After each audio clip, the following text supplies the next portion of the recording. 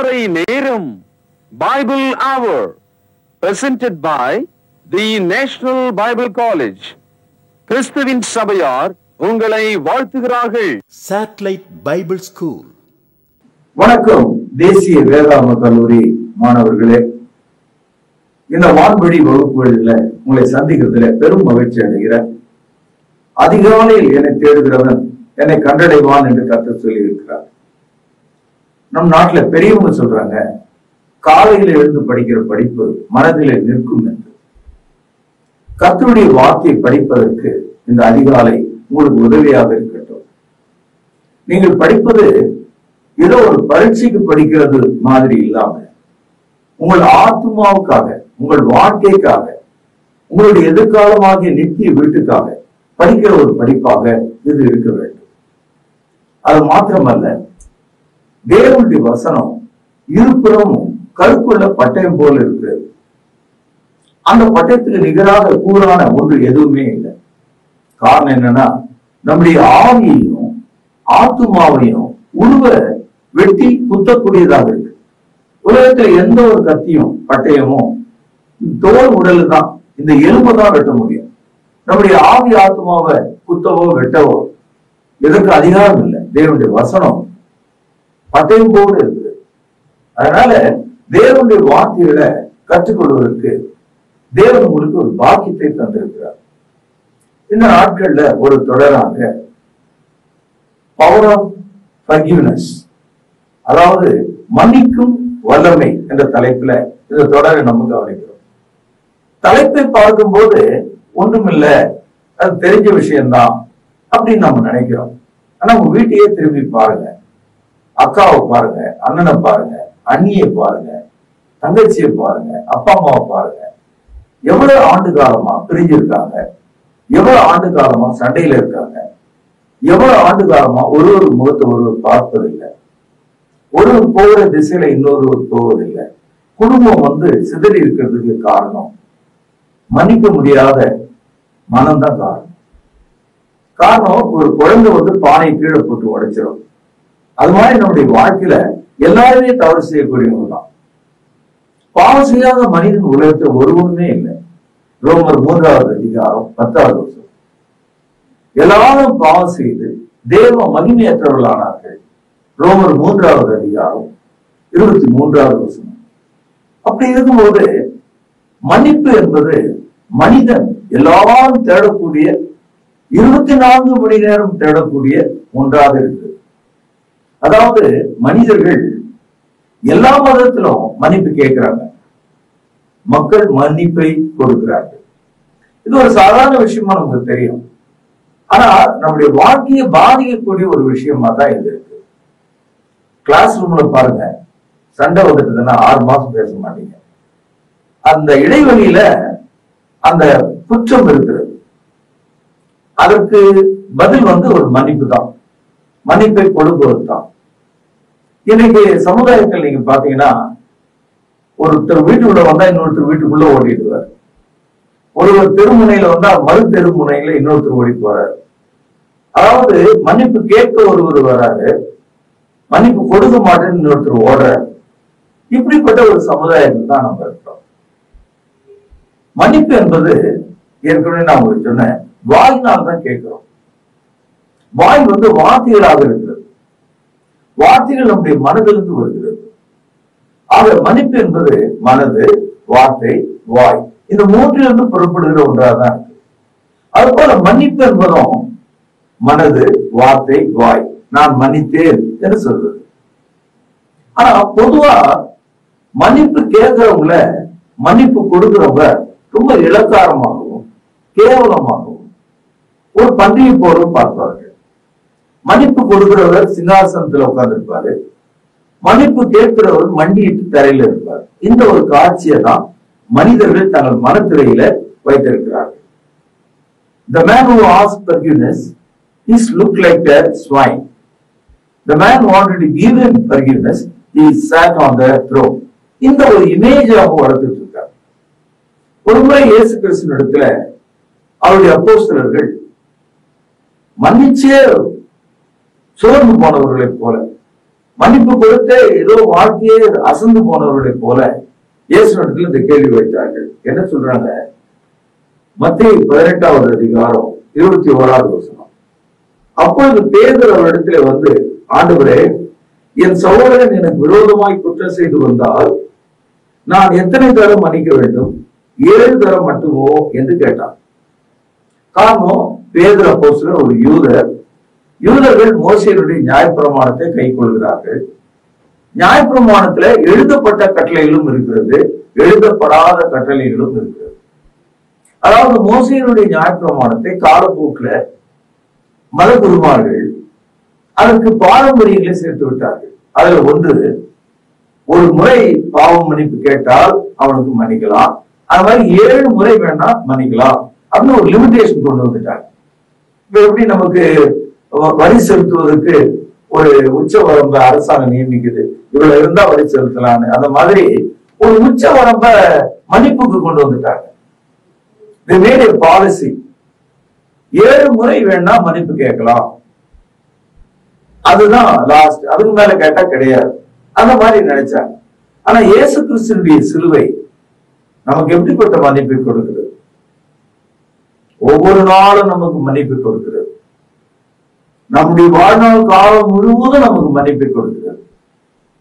இயேசுவின் சிலுவையிலே ஒழுகும் ரத்தம் எல்லா காலத்துக்குமான மன்னிப்பாக இருக்கிறது. நாம் நம்முடைய சமுதாயத்துல மாற்று மதத்தை சேர்ந்தவர்கள் என்னிடத்துல இப்படி கேட்பார்கள், கிறிஸ்தவங்க செய்யறதெல்லாம் செஞ்சுட்டு மன்னிப்பு கேட்பாங்க, இதான் அவங்களுடைய வழக்கம், இது என்ன மதம் அப்படின்னு சொல்றாங்க. எனக்கு ரொம்ப ஆச்சரியம் என்னன்னா, சொல்றவங்க என்னைக்குமே மன்னிப்பு கேட்டு கிடையாது. காரணம், அவனுக்கு மன்னிப்புனா என்னன்னு தெரியாது. மன்னிக்கப்படாத ஜென்மங்கள் அது. மன்னிப்பு கேட்கிறவன் அறிவாளி, மன்னிப்பு கேட்கிறவன் மனம் திரும்புகிறவன், மன்னிப்பு கேட்கிறவன் நீதியை விரும்புகிறவன், மன்னிப்பு கேட்கிறவன் ஜீவனுள்ள தேவனையும் அவருடைய நியாய தீர்ப்பையும் அறிந்திருக்கிறான். அதனாலதான் கிறிஸ்தவர்கள் மன்னிப்பை கேட்பதையே ஒரு மார்க்கமாக வைத்திருக்கிறார்கள். எப்போது தேவனுடைய சமூகத்துல பாவியாகி என் மீது கிருபையாயிரும், Lord have mercy upon me என்று சொல்லத்தக்கதாக நம்முடைய உடல் இருக்கிறோம். இந்த பித்தளை பாத்திரங்கள் இருக்க, அதை புளி போட்டு நல்லா தேய்ச்சி கழுவணும்னா பல தங்கம் மாறி மின்னும். ஆனால் அதே பாத்திரத்தை ஒரு வாரம், ஒரு மாசம், ஒரு 3 மாசம், ஒரு வருஷம் அப்படியே தனியா வச்சுட்டோம்னா, நீங்க திரும்பி வந்து பாத்தீங்கன்னா பளபளப்பாக இருந்த அந்த பாத்திரம் கருப்பா இருக்கும். எப்படி அதுல கருப்பு வந்தது? மண் விழுந்ததா, தூசி விழுந்ததா? இல்ல, காற்றில் இருக்கிற ஆக்சிஜன் அதன் மேல மோதி ரசாயன மாறுதல் அடைந்து அந்த பித்தளை கரு நிறத்தை காப்பராக மாற்றிக்கொண்டது. அந்த கருப்பு நிறத்தை அது பெற்று விடுகிறது. அது ஒரு விஞ்ஞான ரீதியாக நடைபெற்ற ஒன்று. அதனால நீங்க எந்த ஒரு பித்தளையும் நீங்க அந்த ஆக்சிஜனேட் என்று சொல்லக்கூடிய அந்த மாற்றத்தை அடையாம விடவே முடியாது. அது அப்படிதான் இருக்கும். அது மாதிரி நம்முடைய ஆத்மா நீங்க எவ்வளவுதான் நியாயமாக, எவ்வளவுதான் சரியாக இருப்பதாக நினைத்தாலும் கூட குற்றம் விளைத்துக் கொண்டே தான் இருக்கும். பாவம் வந்து கொண்டேதான் இருக்கும். பாவத்தை விட்டு நான் விலகவே முடியாது. பேதுரு கேட்டாரு, எத்தனை தடவை நான் மன்னிக்கணும்? 7 தடவை மன்னிச்சா போதுமா அப்படின்னு கேட்டார். மாணவர்களே, கண்மணிகளே, தோழர்களே, நீங்க என்ன நினைக்கிறீங்க? இயேசு என்ன பதில் சொல்லிருப்பா நீங்க நினைக்கிறீங்க? போனா போது 8ஆம் தடவை மன்னிங்க, போனா போது 9ஆவது தடவை மன்னிங்க, 10 தடவை பரவாயில்ல பாத்துங்க. இந்த மாதிரியான ஒரு லிமிட்டேஷனே இல்லைங்க. பாருங்கள் 22வது வசனம்.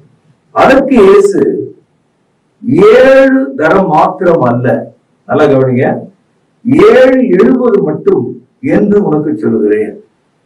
ஒரு உதாரணமா சொல்றார். 7 into 77 அப்படியே பெருக்கிறேன் போங்க அப்படின்ற. அதனுடைய அர்த்தம் என்னன்னா, 77 முறையோ 449 முறையோ அப்படி இல்லை. உன் வாழ்நாள் முழுவதும் உன் சகோதரன் வந்து என்னை மன்னி என்று கேட்டால் நீ மன்னித்துக் கொண்டே இருக்க வேண்டும். இதான் கருத்து. இதற்காக இயேசு கிறிஸ்து ஒரு உதாரணத்தை சொல்கிறார். இந்த உதாரணம் நம்முடைய மனதை தைக்கக்கூடியதாக இருக்கிறது.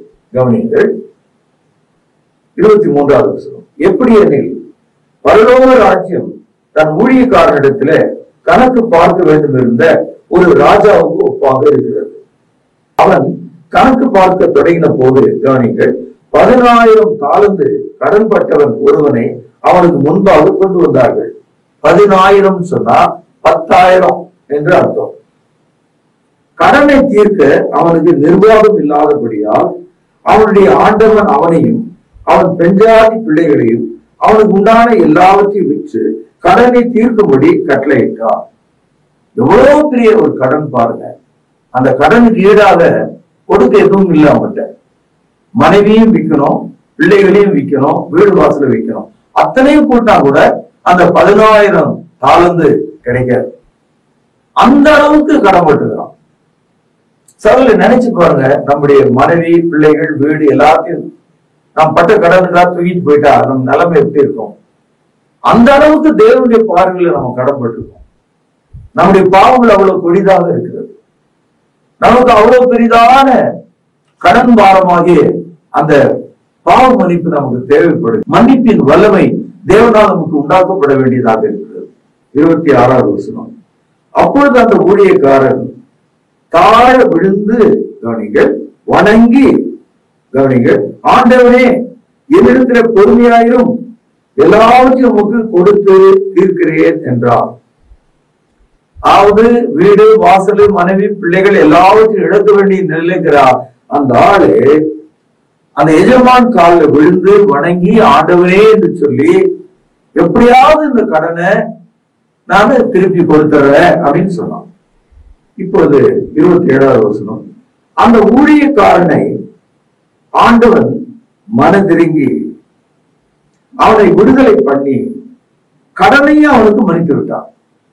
இப்ப பாருங்க, இந்த விஷயத்துல 2 நிகழ்ச்சி நடக்குது.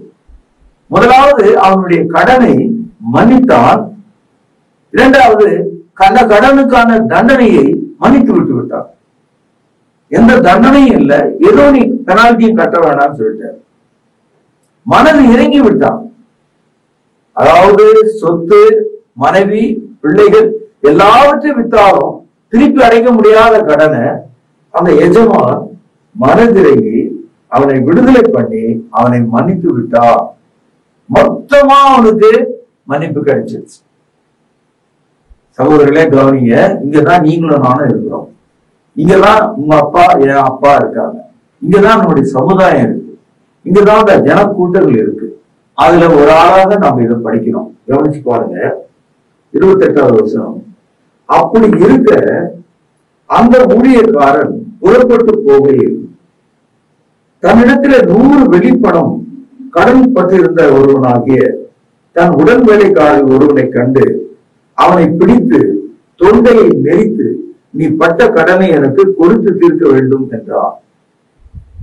இப்பதான் 10,000 தாலந்து கடனை எஜமான் மன்னித்து குடும்பத்தையே விடுவித்து விட்டான். எல்லாம் ஃப்ரீ ஆக்கி விட்டான். அவ்வளோ பெரிய மன்னிப்பு. இமயமலை போன்ற ஒரு பெரிய மன்னிப்பு. மாபெரும் சமுத்திரத்தை போன்ற ஒரு மன்னிப்பு. அவ்வளவு பெரிய மன்னிப்பு பெற்ற இந்த ஆளு தன்னிடத்துல 100 வெள்ளி பணத்தை வாங்கின ஒரு வேலைக்காரன், அவனால் கொடுக்க முடியல. அவனை பிடிச்சு அவன் தொண்டையை நெரிக்கிறான். தொண்டையை நெரிச்சு என்ன நடக்கும்? செத்து போயிடும் ஆளு. தொண்டையை நெரித்து நீ பட்ட கடனை உடனே இங்க வையின்னு சொல்றான்.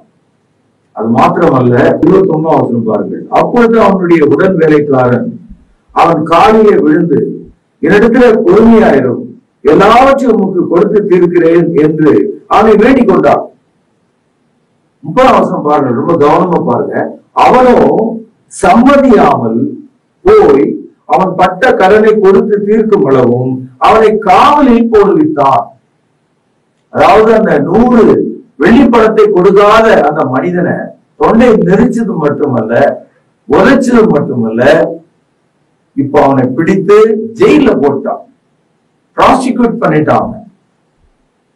இதே ஆள் தான் கொஞ்சம் முன்னால 10,000 தாளந்து பொருளை கொடுக்க முடியாம அவனும் அவனுடைய மனைவி, பிள்ளைகள், வீடு வாசல் எல்லாம் அடிமைப்பட வேண்டிய நேரத்துல அவனுடைய எஜமான் அவனுக்கு அதை மன்னித்திருந்தார், அவனை விடுதலை பண்ணியிருந்தார். இவ்வளவு பெரிய மன்னிப்பை பெற்ற ஆளு தன்னிடத்துல ஒரு குறுகிய அளவுக்கு, ஒரு சின்ன அளவுல குற்றம் செய்த மனிதனை மன்னிக்க முடியாம போயிட்டான். கவனிங்கள் 31வது வசனம். நடந்ததை அவனுடைய உடன் வேலைக்காரர் கண்டு மிகவும் துக்கப்பட்டு ஆண்டவனிடத்தில் வந்து நடந்ததை எல்லாம் அறிவித்தார்கள். இந்த மாபெரும் மன்னிப்பு பெற்ற அந்த மனிதன் எப்படிப்பட்ட ஒரு அயோக்கியனாக, பொல்லாதவனாக, கொடுமை செய்கிறவனாக, தன் காலின் கீழ் இருக்கிறவனை சிறையில பொருந்தவனாக இருக்கிறான் என்ற தகவலை எல்லாம் வந்து எஜமான இடத்திலே சொன்னார்கள். இப்பொழுது 32வது வசனம். அப்பொழுது அவனுடைய ஆண்டவன் அவனை அழைத்து, பொல்லாத ஊழியக்காரனே, இப்ப அவனை என்ன அழைக்கிறானா, ஈவில், பொல்லாதவன். பிசாசுக்கு இன்னொரு பேர் பொல்லாதவன். அந்த மனிதன் ஆண்டவர் அழைக்கிறார், பொல்லாத ஊழியக்காரனே, நீ என்னை வேண்டிக் கொண்டபடியினால் அந்த கடன் முழுவதையும் உனக்கு மன்னித்து விட்டேன். நான் உனக்கு இறங்கினது போல நீயும் உடன் வேலைக்காரனுக்கு இறங்க வேண்டாமோ என்று சொல்லி அவனுடைய ஆண்டவர் கோபம் அடைந்து அவன் பட்ட கடனை எல்லாம் தனக்கு கொடுத்து தீர்க்கும் அளவும் உபாதிக்கிறவர்களிடத்திலே அவனை ஒப்பு கொடுத்தார். இந்த இடத்துல உபாதிக்கிறவர் என்ற ஒரு வார்த்தை இருக்கு பாத்தீங்களா? அதாவது ஜெயிலும் சொல்லும் போது, சிறைன்னு சொல்லும் போது அடைச்சு விடுவாங்க உள்ள ஆளை போட்டு. உபாதிக்கிறதுனா என்ன அர்த்தம்னா, கொஞ்ச நேரத்துக்கு கொஞ்ச நேரம் அடிச்சுக்கிட்டே இருப்பாங்க ஜெயில, கூப்பிட்டு அடிச்சுக்கிட்டே இருப்பாங்க, தினமும் அடிச்சுக்கிட்டே இருப்பாங்க. சவுக்கால ஜெயிலே இருக்கணும், சவுக்காலே அடிப்படணும். அப்படிப்பட்ட ஒரு தண்டனைக்குள்ள அவனை ஒப்படைச்சிட்டான். இந்த உதாரணத்தை இயேசு கிறிஸ்து எத்தனை முறை மன்னிக்க வேண்டும் என்று கேட்ட கேள்விக்காக கொடுத்த ஒரு பதில்தான். அப்படியானால் நாம் எவ்வளவு தாராளமாக, எவ்வளவு அதிகமாக, எவ்வளவு மனப்பூர்வமாக நாம் மன்னிக்க வேண்டும். மனைவி ஒரு உண்மையை பேசிவிட்டால் 3 வருஷம் அதுக்காக பேச்சே கிடையாது.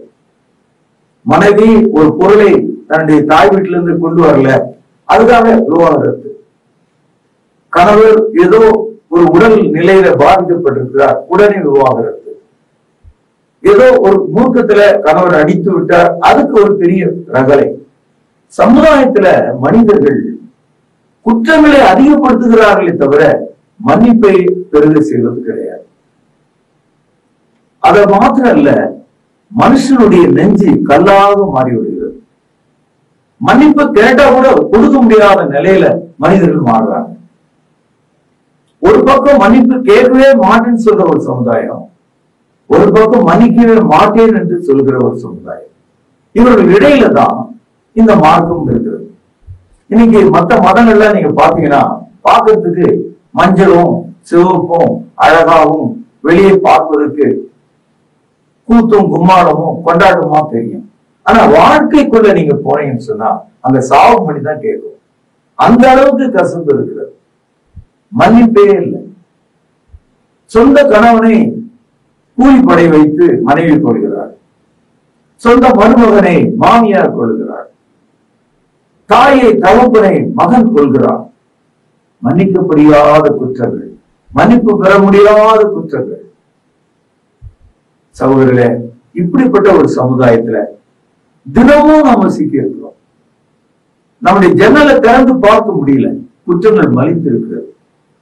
கதவை திறந்து வெளியே போக முடியல, குற்றங்கள் மலிந்து இருக்கிறது.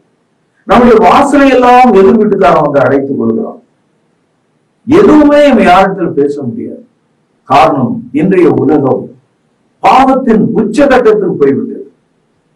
மன்னிப்பு கேட்க முடியாத நிலைமையில இருக்கிற ஒரு மனிதன், அவனுக்கு எந்த மதத்திலும் இடமே கிடையாது. முக்கியமா கிறிஸ்தவ மார்க்கத்துல அவனுக்கு இடமே கிடையாது. When you are not asking forgiveness between man and God, you have no chance, no way to come into Christianity. மனிதனிடத்திலோ தேவனிடத்திலோ நீங்கள் மன்னிப்பு பெறாவிட்டால் உங்கள் குற்றங்களுக்காக தேவனிடத்தில் நீங்கள் வர முடியாது.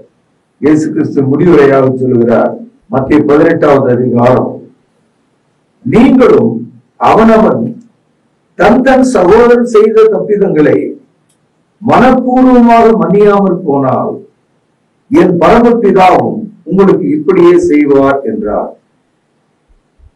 இயேசு கிறிஸ்து ஒரு முடிவுரை சொல்லுகிறார், if you are not going to forgive, God cannot forgive you.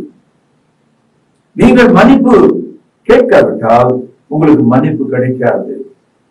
நீங்கள் பிறரை மன்னிக்காவிட்டால் உங்களுக்கு மன்னிப்பு கிடைக்காது.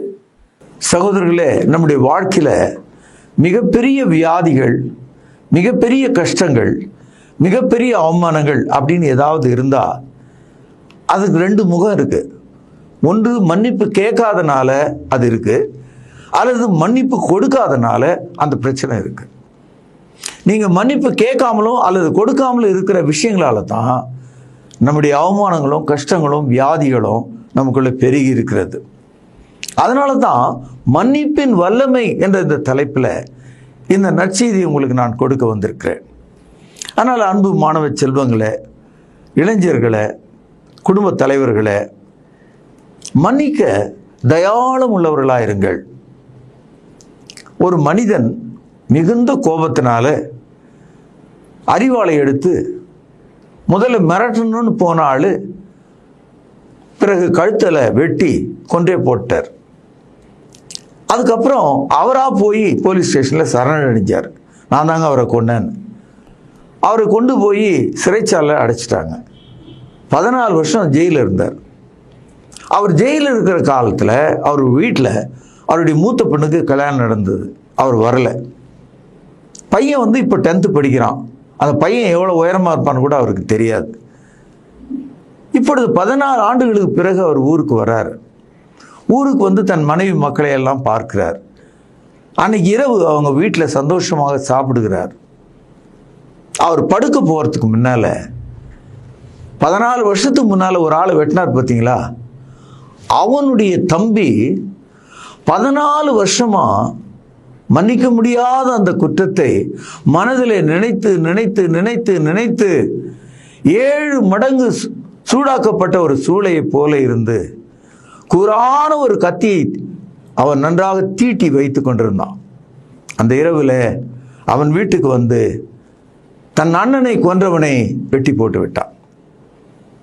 இந்த சம்பவம் சமுதாயத்தில் தினமும் நடக்குது, அவ்வப்போது நாம் கேள்விப்படுறோம். சிறைச்சாலிருந்து வந்த உடனே வெட்டு அவனுக்கு. அப்போ இதுலேருந்து என்ன தெரியுதுன்னா, மன்னிக்க முடியாத ஒரு மக்கள் ஒரு பகுதியில் இருக்காங்க. அதாவது செய்த குற்றத்துக்கு நம்ம சமுதாயத்தில் தண்டனை வாங்கினாலும் கூட அந்த தண்டனையை அவன் தான் அனுபவிச்சான்.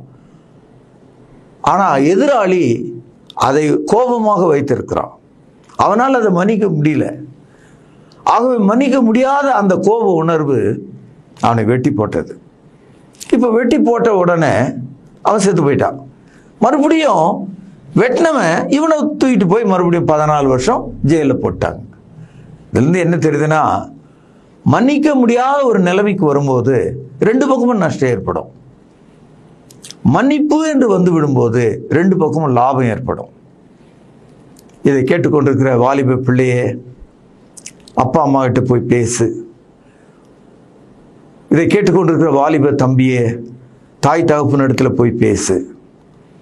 இதை கேட்டுக்கொண்டிருக்கிற திருமணமான இளவயது பெண்ணே, உன் கணவனிடத்துல பேசு. இதை கேட்டுக்கொண்டிருக்கிற இளவயதுள்ள கணவனே, நீ உன் மனைவியினிடத்துல பேசு. நாம் நம்முடைய பாவங்களையும் குற்றங்களையும் அறிக்கையிட்டு மனம் திரும்பினால் தேவன் நமக்கு இறங்கி உதவி ரட்சிக்க வல்லவராயிருக்கிறார். சங்கீதம் 86 5வது வசனம், ஆண்டவரே நீர் நல்லவரும் மன்னிக்கிறவரும் உம்மை நோக்கி கூப்பிடுகிற யார் மேலும் கிருபை மிகுந்தவருமாய் இருக்கிறீர். முதல் வசனம் பாருங்கள். கர்த்தாவே உமது செவியை சாய்த்து என் விண்ணப்பத்தை கேட்டருளும். நான் சிறுமையும் எளிமையும் மாணவன். என் ஆத்துமாவை காத்தருளும். நான் பக்தி உள்ளவன். என் தேவனே, உம்மை நம்பி இருக்கிற உமது அடியேனை ரட்சியும். ஆண்டவரே, எனக்கு இரங்கும்.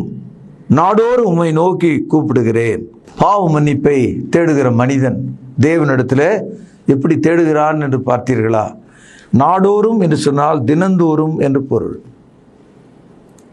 தேவனிடத்தில் தினமும் நாம் சேர வேண்டுமானால் என்னை மன்னியும் என்று நாம் கேட்க வேண்டும். தேவன் நம்மை மன்னிக்கிறதில் நல்லவரும், அவரை நோக்கி கூப்பிடுகிற யாவர் மீதும் கிருபை கொடுக்கிறவருமா இருக்கிறார் என்று சொல்லி இன்றைய செய்தியை நான் இங்கே நிறைவு செய்கிறேன். நாளை நாம் சந்திப்போம், பிரார்த்தனை செய்வோம். மகா பரிசுத்த நிறைந்த எங்கள் அன்பான தகப்பனே, நாங்கள் பழிக்கு பழி வாங்காமல், நாங்கள் 7 தடவை மட்டும் மன்னிக்கிறவர்களாயிராமல் தயவுள்ள மக்களாக மன்னிக்கவும், தயவுள்ள மக்களாக மன்னிப்பை கொடுக்கவும் எங்களை ஏவியருளும். எங்கள் பாவ குற்றங்களை மன்னியும். ஆண்டவர் இயேசுவின் நாமத்தில் ஜெபத்தை கேட்டருளும் ஜீவனுள்ள எங்கள் நல்ல பிதாவே, ஆமென். தொடர்பு கொள்ள வேண்டிய முகவரி: திருமறை நேரம், 58 சர்ச் தெரு, குமரன் நகர், சென்னை 6,82,000. தொலைபேசி எண் 044255008882. செல்போன் 9385500882. கர்த்தாவே, தேவர்களில் உமக்குப்பானவர் யார்? வானத்திலும் பூமியிலும் உமக்குப்பானவர் யார்? உமக்குப்பானவர் யார்? உமக்குப்பானவர் யார்? வானத்திலும் பூமியிலும் உமக்குப்பானவர் யார்? வானத்திலும் பூமியிலும் உமக்குப்பானவர் யார்?